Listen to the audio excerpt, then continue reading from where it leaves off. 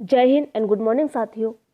आपके अपने YouTube channel success super studies के ऑनलाइन प्लेटफॉर्म में एक बार फिर से आपका बहुत बहुत स्वागत है। साथियों, यदि आप में से किसी का भी यूपी पुलिस का एग्ज़ाम है तो ये वीडियो आपके लिए बहुत इम्पोर्टेंट है।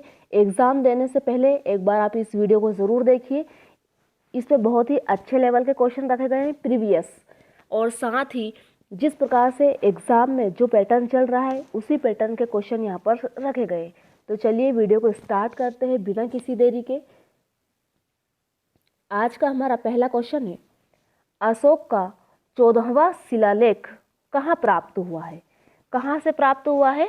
कालसी। ध्यान रहेगा, इम्पोर्टेंट क्वेश्चन है। अशोक का जो 14 नंबर का बृहद शिलालेख है वो कालसी से प्राप्त हुआ है। चलिए अगले क्वेश्चन की ओर बढ़ते हैं। यदि आप चैनल पर नए हैं तो इसे सब्सक्राइब कर लीजिए, बेल आइकन ऑन कर लीजिए ताकि समय समय पर आपको नोटिफिकेशन मिलता रहे। और एग्ज़ाम देने से पहले चाहे आप इसको दोगुनी स्पीड में देखें लेकिन एक बार जरूर देखना।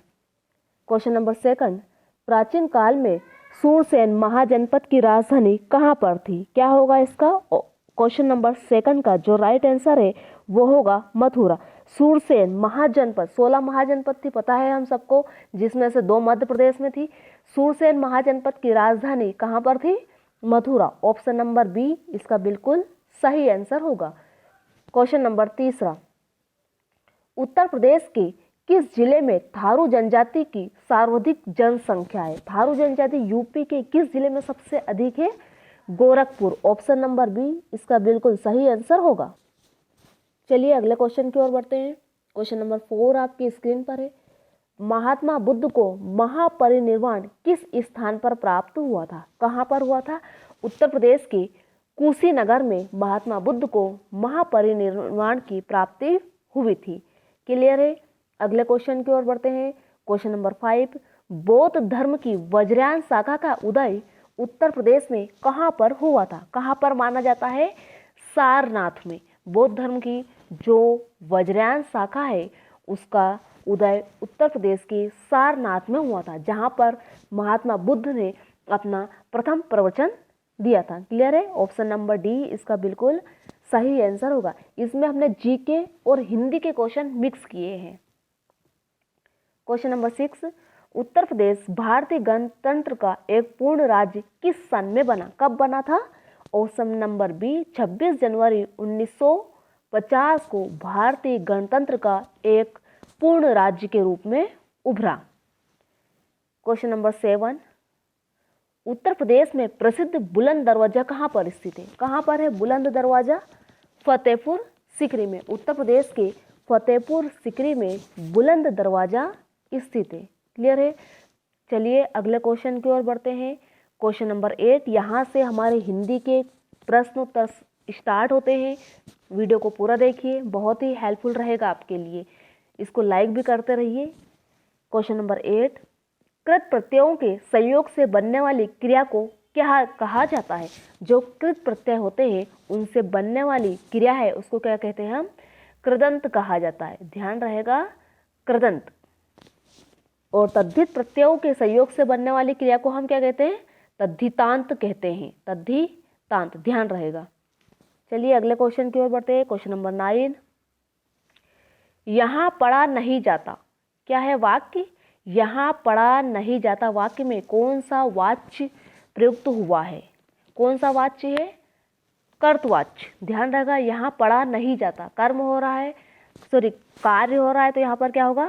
कर्तवाच्य। क्लियर है? ध्यान रहेगा, जहाँ पर भाव आता है वहाँ पर भाववाच्य होता है, जहाँ पर कर्म की प्रधानता होती है वहाँ पर कर्मवाच्य होता है।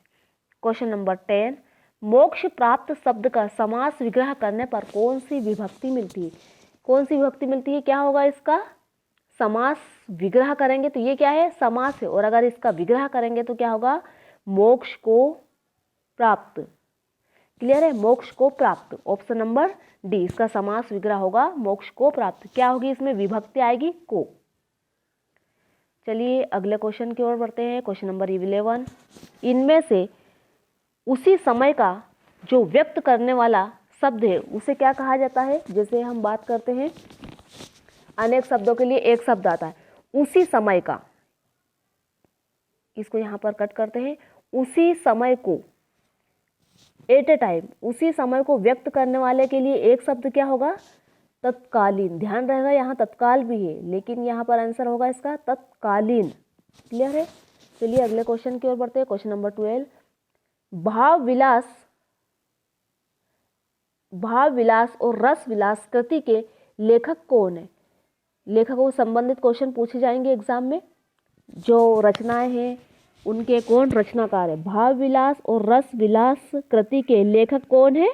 देव। आचार्य देव ने भाव विलास और रस विलास की रचना की है। ध्यान रहेगा। चलिए अगले क्वेश्चन की ओर बढ़ते हैं। क्वेश्चन नंबर 13, गंगा मैया उपन्यास के लेखक कौन है? उपन्यास का नाम क्या है? गंगा मैया। इसके लेखक कौन है? भैरव प्रसाद गुप्त। ध्यान रहेगा, ऑप्शन नंबर बी इसका बिल्कुल सही आंसर होगा। गंगा मैया उपन्यास के जो लेखक है वो है भैरव प्रसाद गुप्त। क्लियर है? चलिए अगले क्वेश्चन की ओर बढ़ते हैं। क्वेश्चन नंबर 14 आपकी स्क्रीन पर है। निम्नलिखित व्यंजनों में से नासिक की व्यंजन कौन सा है? कौन सा है नासिक की व्यंजन? नासिक की व्यंजन किसे कहा जाता है? जिनका उच्चारण नाक से होता है। नासिक की व्यंजन, ऑप्शन नंबर ए, ना क्या होगा? नासिक की व्यंजन। ध्यान रहेगा, option number A question number 14 का बिल्कुल सही आंसर होगा। चलिए अगले क्वेश्चन की ओर बढ़ते हैं। क्वेश्चन नंबर 15 और आज का लास्ट क्वेश्चन है।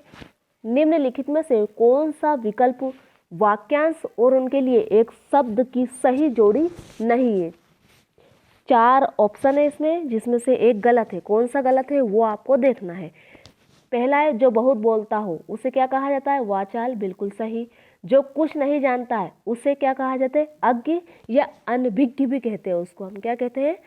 अनभिज्ञ। ध्यान रहेगा। जो मापा ना जा सके उसे अपरिमेय कहा जाता है। जो अनुकरण करने योग्य हो उसे क्या कहा जाता है? अनुकरणी। जो अनुकरण करने योग्य हो। तो इसका राइट आंसर क्या होगा? ऑप्शन नंबर डी, ये गलत है। क्लियर है? जो विश्वास करने योग्य हो उसे विश्वसनीय कहा जाता है। क्लियर है? तो ये थे आज के टॉप 15 क्वेश्चन। यूपी पुलिस के लिए स्पेशल वीडियो है ये। जो भी स्टूडेंट यूपी पुलिस की तैयारी कर रहे हैं, जिनका अभी आने वाले समय में एग्ज़ाम है, उसके लिए ये वीडियो बहुत ही हेल्पफुल रहेगा। आई होप कि वीडियो आपको अच्छा लगा होगा। यदि वीडियो अच्छा लगा है तो इसे अपने दोस्तों के साथ शेयर कीजिए, लाइक कीजिए। चैनल पर नए हैं तो इसके सब्सक्राइब कर लीजिए। इससे पहले भी हमने करंट अफेयर्स के बहुत से वीडियो डाले हैं, तो आप उनको भी एक बार देख लीजिए, ताकि आपका पेपर अच्छे से अच्छा रहे और आप पूरे क्वेश्चन अच्छे से अटेम्प्ट कर पाएँ। चलिए आज के लिए इतना ही काफ़ी है। जल्द मिलते हैं नेक्स्ट वीडियो में। तब तक के लिए जय हिंद, जय भारत।